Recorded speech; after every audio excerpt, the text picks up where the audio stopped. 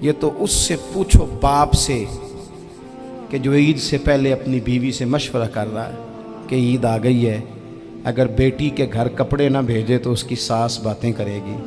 یہ چھوٹی عید گزری تھی نا، تو ہمارے ہاں کچھ لوگ سمجھتے ہیں کہ سخاوت صرف رمضان میں ہی کرنی ہے، اور رمضان میں ثواب زیادہ ہے، ورنہ راشن ونڈن والے لوگ کو عیدوں بعد بھی بھوک لگ دیجئے، عید کے بعد بھی اسی طرح ہی غریب کے ساتھ پیٹ ہوتا ہے، لیکن توجہ نہیں۔ ایک تو ذوق علم پیدا کریں۔ ہم نے اس عید پہ کوشش کرنی ہے کہ ہماری گلی میں، ہمارے محلے میں، ہمارے دائیں بائیں تھوڑا سفر کریں، بچوں کو دیکھیں، سرکاری سکول سے نکلتے بچوں کو دیکھیں، مساجد مدارس سے نکلتے بچوں کو دیکھیں۔ ہم نہ ایک ایک دو دو کا ساتھ دیں۔ یہ جتنی سیاسی جماعتیں کام کر رہی ہیں، جن کی حکومت تھی، جن کی ہے، پتہ نہیں کل کس کی آئے گی، میں تو ذاتی طور پر ان سے پورا مایوس ہوں۔ مجھے تو نہیں لگتا کہ جتنے لوگ آج تک حکومت کر چکے ہیں، بار بار آتے ہیں یا پچھلی حکومت گئی ہے، ان کے پاس کوئی پلان ہی نہیں ہے۔ یہ تو بیچارے ایک دوسرے کی ٹانگیں کھینچنے کے علاوہ نہ کچھ کر سکے ہیں، نہ امید ہے کچھ کریں گے۔ لیکن غریب کی تکلیف بڑھ گئی ہے۔ میرے پاس بیسیوں لوگ آتے ہیں، آتے تو وہ دعا کا کہنے ہیں، آتے تو صرف یہ بتانے ہیں کہ اس مشکل میں ہوں، دعا کرنا۔ لیکن دوستو، لوگوں کی باتیں سن کے بڑی تکلیف ہوتی ہے۔ ہم کیا کسی کی مدد کر سکتے ہیں؟ ہمارے لیے تو مدارس چلانے مشکل ہیں، لیکن لوگ اذیت کا شکار ہیں۔ ذہنی کرب کے نیچے لوگ آ گئے، اتنی بڑی اذیتیں کھڑی کر دی گئی ہیں۔ تھوڑا تھوڑا دیکھو، 2 کا کھانا 3 بھی تو کھا ہی سکتے ہیں نا، 3 کا کھانا 4 بھی تو کھا ہی سکتے ہیں نا۔ میرے محبوب نے ہمیں یہ نہیں کہا تھا زیادہ گوشت پکانا، بلکہ رسول پاک نے تو رنگ ہی بڑا سادہ دیا ہے۔ کریم نے فرمایا، عائشہ شوربہ ذرا زیادہ کر لو، پڑوسیوں کو بھی سالن دے دیں گے، تھوڑا شوربہ زیادہ کر لو، اسی کو بڑھا لو، تھوڑا شوربہ بڑھا لیں، تھوڑا تھوڑا ایک دوسرے کی مدد کریں، دست شفقت رکھیں۔ گلیوں میں سنسان لوگ، اب تو لوگ ایک دوسرے سے دکھ بھی نہیں کہتے، وہ کہتے ہیں دینا کسی نے ہے کچھ نہیں، اور تماشا الگ سے بن جائے گا۔ دوستو، ہم نے خود ایک دوسرے کا ہاتھ بٹانا ہے۔ جو لوگ صاحب ثروت ہیں، دیکھو ایک ہی باپ کی اولاد ہوتی ہے، ایک کو اللہ بڑا نواز دیتا ہے، 2-3 کمزور رہ جاتے ہیں، اس کو چاہیے وہ دوسروں پہ دست شفقت رکھے۔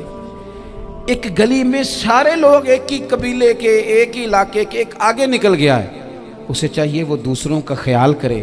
عزیز بھائیوں، ہم نے اس کمر توڑ مہنگائی کے دور میں، تقریر تو میں کر رہا ہوں، یہ کسی اور نے کیسے شروع کر دی؟ جمعوں میں، محفلوں میں کانوں کے ذائقے کے لیے نہ آئیں، اس لیے آئیں کہ میرے علم میں، میرے عمل میں یہ کوئی اضافے کی بات بنے گی، میں کوئی نصیحت حاصل کروں گا تو میرے دل کا زنگ اترے گا۔ ہمارے ہاں یہاں لوگ مزے کے لیے آتے ہیں، اور آج کل لوگ فوٹو کے لیے آتے ہیں۔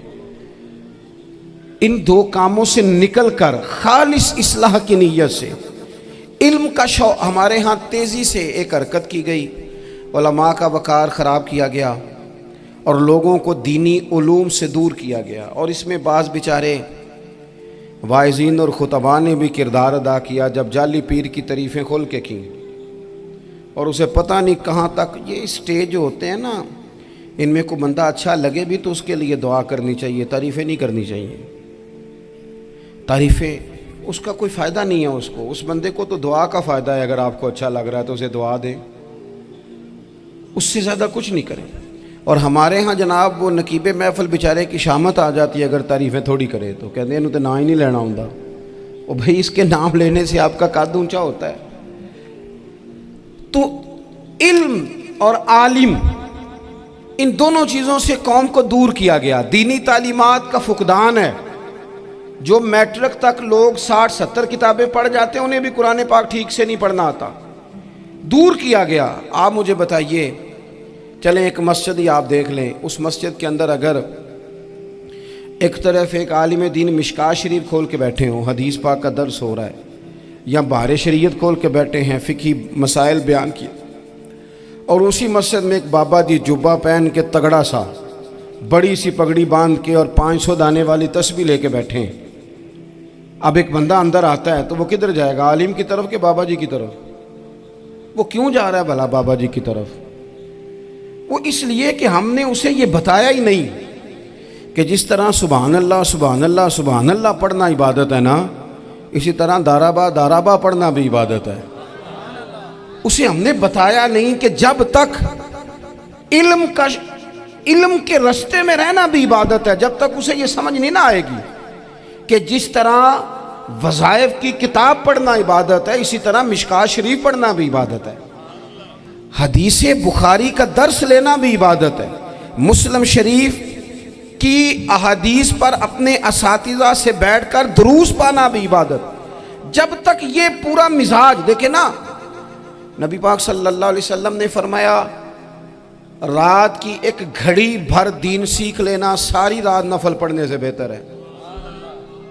अब हमें समझना चाहिए कि किताब पढ़ के भी बंदा रब रसूल तक पहुंच सकता है। किताब व सुन्नत रास्ता आसान करते हैं, लेकिन हमारे यहाँ क्या मिजाज दिया गया है, बाबा जी के पास चलो, ज़रूर जाएं बाबा जी अगर नेक हैं तो मना कोई नहीं कर रहा, लेकिन जो सोच हमें हुजूर ने दी है हमने उसी की सोच के मुताबिक अपने मामलात को तरतीब देना है ना। अब एक बात मैंने आपसे पूछी और आपने कहा कौम सारी बाबा जी की तरफ जाएगी। हदीस पाक किस तरह है, अल्लाह के महबूब मस्जिद शरीफ में तशरीफ़ लाए, दोनों जानिब लोगों के हलके बने हुए हैं, लोग बैठे हुए हैं, एक हलके में लोग अल्लाह की याद कर रहे हैं, जिक्र हो रहा है, एक हलके में बैठ के एक आलिम किताब व सुन्नत का दर्स दे रहे हैं, एक सहाबी और बाकी सुन रहे हैं। ख़ास तवज्जो करें नौजवान मेरी बात पर, रसूल करीम सल्लल्लाहु अलैहि वसल्लम दोनों के बीच खड़े हो गए और करीम ने फरमाया दोनों महफिलें खैर की हैं, दोनों ही हलके खैर के हैं। और फिर हुजूर फरमाने लगे मुझे चूँकि रब ने उस्ताद बना के भेजा है, मैं चूँकि मुअल्लिम बन के आया हूँ, यतलु अलैकुम आयातिना व युज़क्कीकुम, मैं चूँकि किताब व सुन्नत की तालीम के लिए आया हूँ। ये लफ्ज़ कहते कहते हुजूर उस जमात में बैठ गए जो दीन पढ़ और पढ़ा रही थी। हुजूर वहाँ बैठे जहाँ बात दीन की हो रही, जहाँ लोगों को अल्लाह रसूल की बात बताई जा रही। तो जुमे में वक्त पे आएँ, अपनी दीनी मालूमात मजबूत करें और अपने लिए मजबूत करें। मैं आपको बड़े दर्द से ये बात अर्ज़ करता हूँ, अगर दिन में 100 लोग मसला पूछते हैं ना शरीयत का, तो उनमें 95 लोग वो होते हैं जो तलाक का मसला पूछते हैं। वालिद साहब ने, बेटी के वालिद साहब ने 2 महीने पहले आर्डर दिया होता है फर्नीचर का। बेटे की शादी हो तो महीना पहले शेरवानी वाले को भी कहना पड़ता है, गाड़ियां बुक करानी पड़ती हैं, मैरिज हॉल बुक, ये सारे लवाजमात हम करते हैं। सारा कुछ किया, गाड़ी से घर बसना है, मैरिज हॉल से बसना है, फर्नीचर से बसना है, हमने सारा कुछ उनको बताया।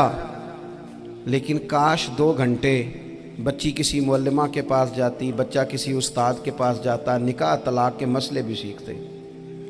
मैं दावे से कहता हूं अगर हमें पता चल जाए कि 3 तलाकें इकट्ठी नहीं देनी चाहिए, क्योंकि दे दें तो हो जाती हैं, अगर हमें समझ आ जाए कि नहीं देनी चाहिए, ये मसला बयान हो, और ये वाले मसले हम महफिलों में भी नहीं बयान कर सकते, इसलिए कि लोग कहेंगे मसला तो वो बयान करेंगे जिस पे नारे लगेंगे, आप कौम को ये क्या बता रहे हैं, ये तो छोटा आलिम बताता है माज़अल्लाह इस तरह की बातें, तो बड़ी बड़ी कोई नुक्ते की बात बताएं।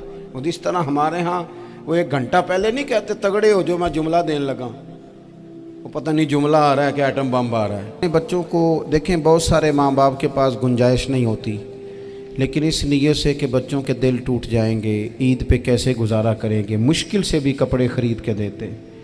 इस तरह हम अपने बच्चों को भूख से, प्यास से, मायूसी से बचाते हैं। इस तरह हमारे रब ने हमारे ज़िम्मे लगाया है कि तुम अपने बच्चों को कोशिश करो दोज़ख की आग से बचाने की।